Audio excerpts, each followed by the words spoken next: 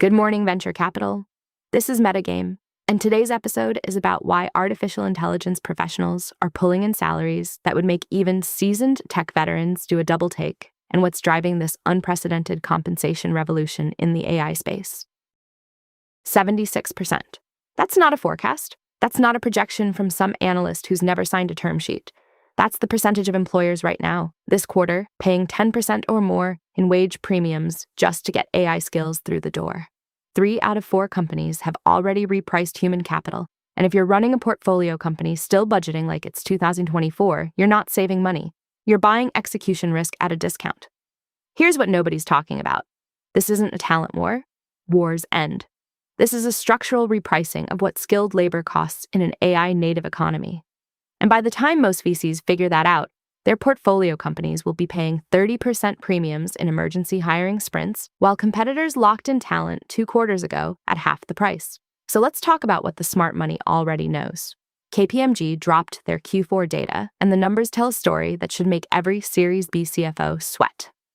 76% paying premiums, 64% have fundamentally restructured entry-level hiring. Not tweaked, not adjusted, restructured. That means the junior analyst pipeline your portfolio company was counting on? It's bifurcating in real time. You've got AI multiplied roles commanding premium wages on one side, and AI replaced roles with shrinking candidate pools on the other. Think about what that means for your headcount models. You underwrote a 50-person team at Series A. Now you're realizing you could run with 20 people if they're AI native. Great news for capital efficiency, right? Except those 20 people cost what 35 used to cost, and everyone else is bidding for the same talent pool. The arbitrage window is closing faster than most people realize. When 76% of employers are already in the game, you're not competing for top-tier AI talent anymore. You're competing in the residual market, the candidates who are still available after everyone else has made offers. And residual talent in a premium market isn't a bargain, it's a liability. Now here's where it gets interesting. 71% of leaders anticipate AI prompt engineer as an emerging role. And I know what you're thinking. Prompt engineering? That's something everyone does. That's not a real job. Wrong. The Department of Labor just published a voluntary AI literacy framework 2 weeks ago. They're codifying what AI-ready means across workforce programs. When the federal government starts defining job categories, that's not speculation anymore. That's infrastructure. Prompt engineering isn't a nice-to-have skill you hope your team picks up through osmosis. It's a risk mitigation hire hiding in your org chart. Companies that formalize this role are creating operational leverage, centralized expertise that scales across teams. Companies treating it as everyone's job are reinventing the wheel in every department, burning cycles while competitors ship. And the wage spread isn't tightening.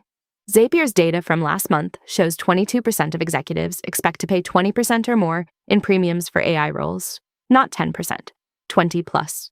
The market is bifurcating into modest premiums for general AI fluency and step function wage increases for high leverage positions. Agent architects, AI security, model fine-tuning. If your portfolio company is underpaying in those categories, you've created single point of failure risk. Lose one key AI engineer and your agents stop improving. Competitive velocity stalls, and you're back in the market paying emergency rates. Building a new product? Temez Labs takes you from napkin sketch to the App Store. Trusted by Fortune 500s for quality, security, and speed. Book your free strategy session at temez.ai. Let me give you some context on why this premium is sticky. 67% of leaders now call AI investment recession-proof. In prior downturns, skill premiums compressed fast. Remember 2022? Tech layoffs erased specialized role premiums within 6 months. But if AI budgets are recession-proof, AI talent budgets are too. Companies would rather cut non-AI headcount than lose their AI multiplied teams. That creates a floor under AI wages, even in macro uncertainty. You're not going to arbitrage this by waiting for a downturn. The premium is structural, not cyclical. Here's the governance angle nobody's watching closely enough. Board-level AI expertise jumped from 8% to 40% in 6 months, quintupled in 2 quarters. Boards with AI expertise don't just push management on tool adoption, they push on talent density. They're asking questions like, what percentage of your engineering team can fine-tune models? What's our agent-to-human productivity ratio?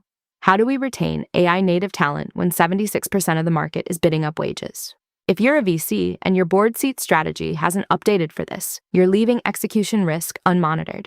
Competitors with AI-literate boards are making capital allocation decisions 2 to 3 quarters faster because they're not climbing the learning curve mid-crisis.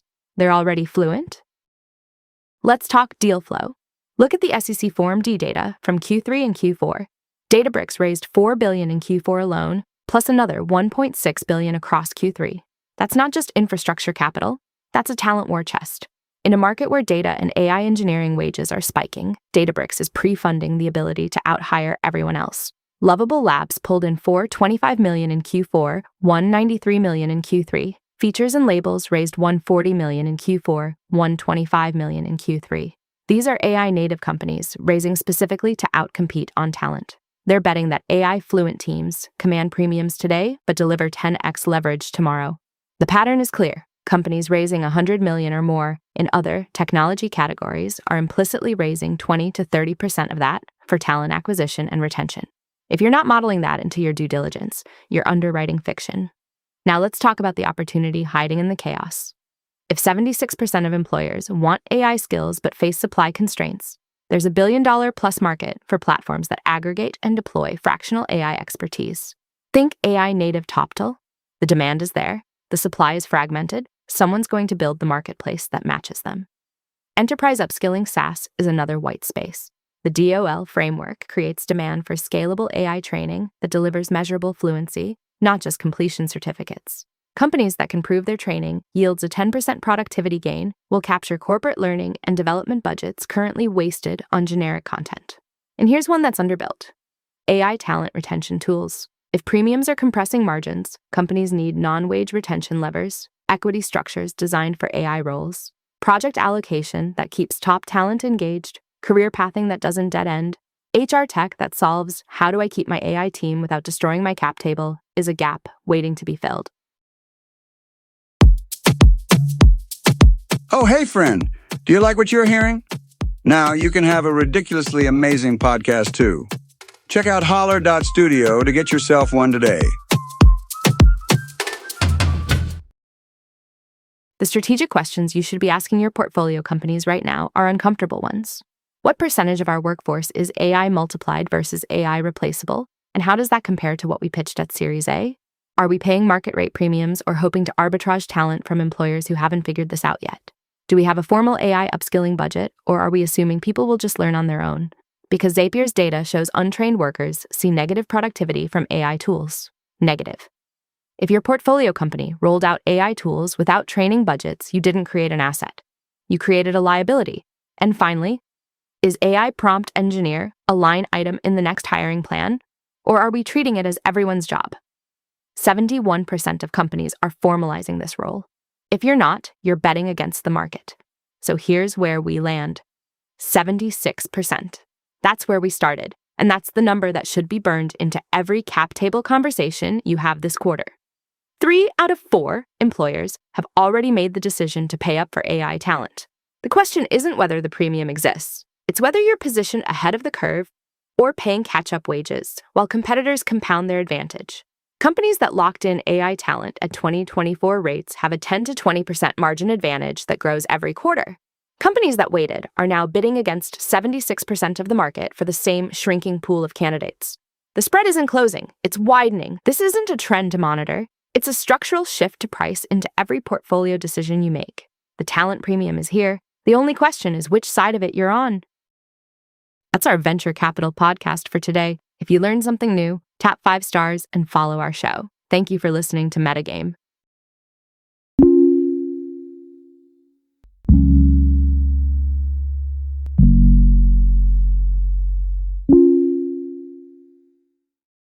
Grep News. Thomas.